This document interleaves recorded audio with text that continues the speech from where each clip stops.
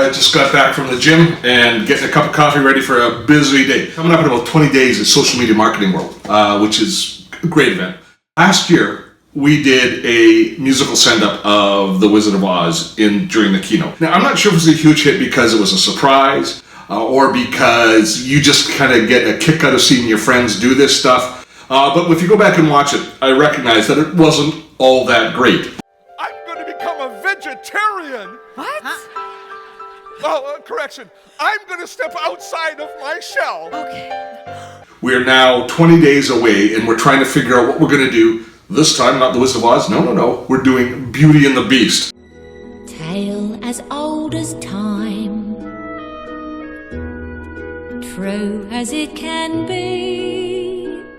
So we have a group call, to try and figure out exactly how we're gonna punch it up and make it a little bit more interesting and entertaining. It's got to be a better show than last year because, in retrospect, people think it was fantastic. If you go back and watch it, as I said, not so great. I will stick to you like glue now, no matter what you do now. I am your BFF.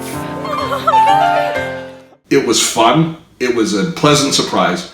But now we've got to figure out a way to top that. So hopefully we're going to be able to do that coming up today. Wait a minute. What is this? Steve, this is not your regular video. No, it's not.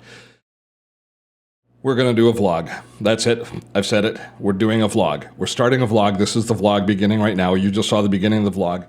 But to be honest with you, I don't know what I'm doing. This year, when the new year rolled around and I was looking at new goals, we are going to try and grow this YouTube channel to 1 million subscribers. Now, I've successfully grown it to the point now of 170,000 subscribers or so, but I've really reached my best before date as far as figuring out the whole YouTube thing. So I brought in an expert, Jeremy Vest, and I said, Jeremy, can we grow this to 1 million subscribers? And he said, yes, Steve, we can. I'll show you how. And one of the things that he's put in place is he said, we need another property. You need a personality piece that's going to bring your personality in. I'm all for that. I'm loving the idea of doing a vlog, but I know nothing about doing a vlog. Here's our contract. I will figure out the technology, I will figure out the narrative, I'll figure out how to make money from it, I'll figure out how to package and format the vlog, I'll figure out how to do it cost effectively, and I'll share all of that with you. Now, what I need from you is a subscription, but I also need you to let me know in comments, to engage in conversation with me and tell me what works and what doesn't work. I want it to be a kind of a baby boomer vlog. There is a dearth of baby boomer vloggers, as in almost none, and I can't understand that. It's got so much going for it. It seems to me we should be using it a lot more, but you've got to talk to me about the content and what engages you and what you look for as my community member. Does that sound like a fair deal? I believe it does. So to begin with, as far as the technology goes, we're going to start right at the basics. I didn't really acquire anything new other than maybe 1 or 2 microphones and a few little pieces of gear to start. I'm going to try and start with the gear at hand. So I'm going to use my screencasting and webinar setup for some of the vlog. I'm going to use my iPhones for others. And then I'm going to learn how well they can work, what we can do with those simple pieces of technology. I got to admit though, I'm really looking forward to learning about the vlogging cameras and the sound and shooting in the field. And that's all in the future. Now, we're just going to start with a regular weekly vlog here on Dotto Tech. What you doing, Farley? Hey, Farley, hey. What's up? What you doing? Sort of having one of those days where nothing goes quite the way it's supposed to. And of course, it's all my fault. And I mean that literally. Trying to get the finishing touches on my presentation. Who am I kidding? I'm trying to get my presentation written for Social Media Marketing World, which is just next week. The topic that I'm supposed to be talking about this year is how to make money on YouTube. A lot of the research that I've done before, of course, flies out the window because YouTube has made it much more difficult for small creators to make money. But that is just one little piece of all of the things that are kind of up in the air. Back into production for YouTube videos, they're going great. Lots of traction on our first videos being published. Woohoo! Happy as can be about that. The webinar Wednesdays going along smoothly. But we've got a third type of video that we're producing now moving forward. And this is it that you see right here, which is the weekly vlog that I'm doing. Been struggling with how to record it, trying to figure out all of the different pieces to record it. And I was all excited because I wanted to try kind of starting producing the vlog with the base level of gear and then allow us to grow to more advanced gear as we go. Good idea, right? But one of the things that I'm really concerned about is making sure that the quality is good, and I am a bit of a sound snob. I like to have good quality audio, so I decided to use the iPhone because the iPhone's got an incredible camera, and I can put audio into it quite easily. It's got a built-in microphone, which is what I'm using right now, and I am not happy with, nor should you be. But I was brilliant. Here, I'll show you what I bought. There you go. I bought one of these. You see that there? That's a Rode shotgun mic. It's just a little mini one. They call it the Mini Me or something like that. Mini video, mini dude thing. Anyways, it's not very expensive, but I thought this would be a good start because a shotgun mic will work really well, especially in a small environment like this as I'm starting to record. Now, I could have recorded on my main system and then edited it together, but I want to do things the way that most people are going to be doing in the field as well. So I bought this thinking, brilliant, I can plug this into the iPhone and it's going to work just great. And it should work just great. Except Rode ships it with this cable. Little did I know that this cable has only two rings on both sides. And so it's designed for, I don't know, I guess it's designed to go into cameras, but not into smartphones. Yet this thing is ideally designed for smartphones. I mean, you're going to want to use this with your smartphone, with your tablet, right? Right? Yes. But if you plug this audio jack into your camera, because what you have to do is you have to set this up in a rig, and I've got all the rigs set up so I could have this pointing at me and record.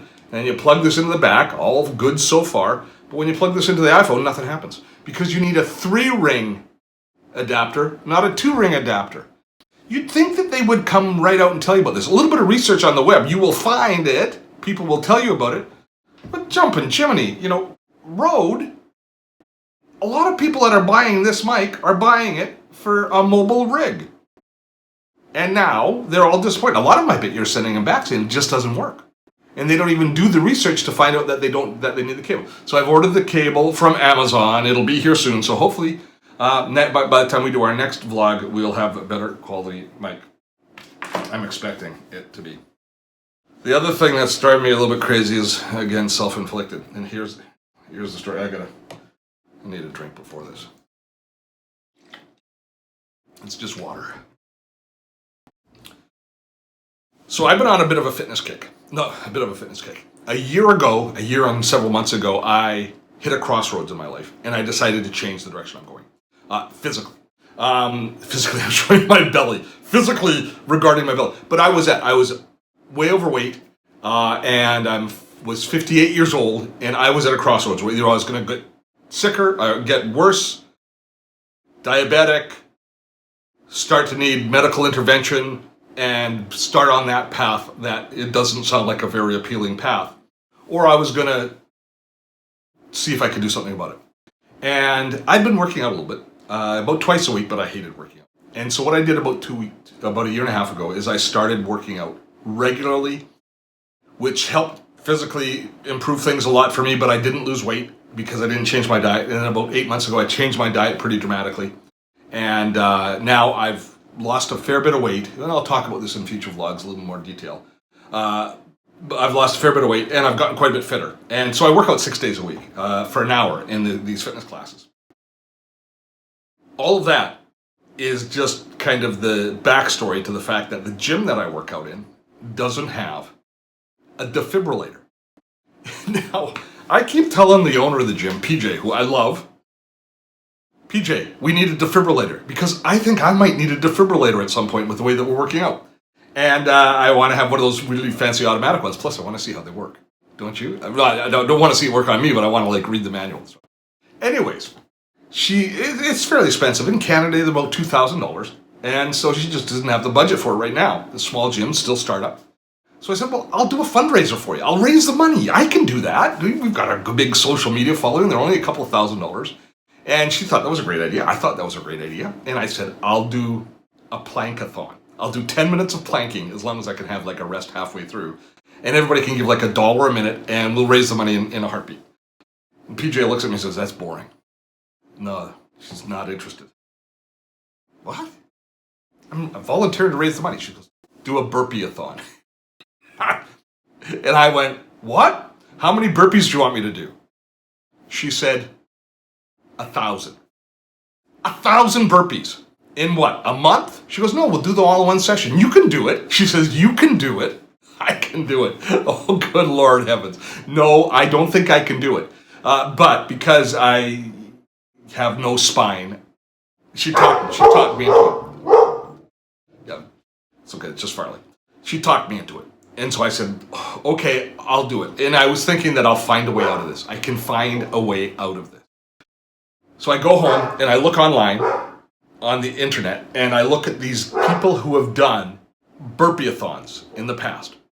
Or they call them burpee challenges. 1,000 burpees. And they're all these CrossFit people who are incredibly fit and into competitive fitness. Like they compete with each other for how fast they can do these things. And they interview them afterwards and they say, it ruined me. I was wrecked for a week afterwards. I could barely walk. So I'm terrified now. Now, to be fair, these guys do them at speed, and they also do full burpees. They go down, they do the jump squat, they do a push-up, they jump back up, and they jump in the air. In my burpees that I'm thinking about, I'm not going to do the push-up, and it's questionable whether I'll even jump in the air, but I'll definitely do the squat thrusts. But at any rate, I digress. I listen to these guys, and I go, oh, good heavens, I better check and make sure that I can survive this, because, I'm getting fitter, but I'm not fit.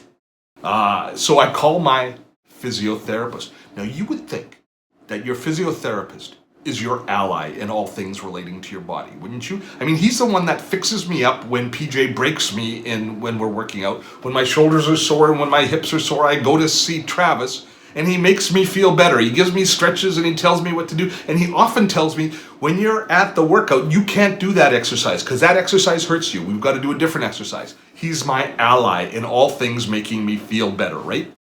So I tell him this story. I say, Travis, I'm thinking about doing this thing. What do you think? And I'm expecting him to say, Steve, that's a bad idea. You're going to break yourself and I'm going to have to fix you. There's a long pause at the other end of the line. And I'm going, yes. He's just trying to figure out how to break it to me gently. And Travis goes, I'm in. It's an awesome idea. I'll help. What? He goes, yeah, you can do it. You can do it. I'll be there. I'll stretch you out afterwards. We'll be fine. We'll be fine, will we, Travis? Thank you very much. So now, I don't have a legitimate reason not to do it. So now we had to pick a date. So I've picked April 1st, April Fool's Day, which is, I think, the perfect day for it. It gives me like 5 or 6 weeks to get ready. I'm in the middle of, I'm doing like 150 or 200 burpees on top of everything else I'm doing a day, trying to figure out if I can actually do this. I'm not excited about it, although I am intrigued by the challenge. And I'm wondering just how much it is going to hurt. It's going to hurt a lot. And I don't know why I find that funny. It's almost like somebody else is going to do it, and I will find it humorous if you were to do it, or you, or anybody else. But no, it's going to be me doing it. So that's one of the reasons that I'm kind of out of sorts today, is all of this has kind of come down in the last few days. And now I'm trying to figure out, not only am I trying to get my talk together for social media marketing world, but I'm also trying to figure out a system that we can collect pledges so that we can raise money. And we're going to raise more than the $2,000 that we need for the defibrillator for the gym. So we're going to give the money to the local hospital society, which can always use the money. And if I think of chain of command, after I have the heart attack doing the burpees, they defib me there, and then they're going to be sending me to the emergency ward of the hospital. So if I give financial support to all of these enterprises, hopefully they will treat me well. And I will be, taken care of, because I'm afraid I'm going to need it. Yeah.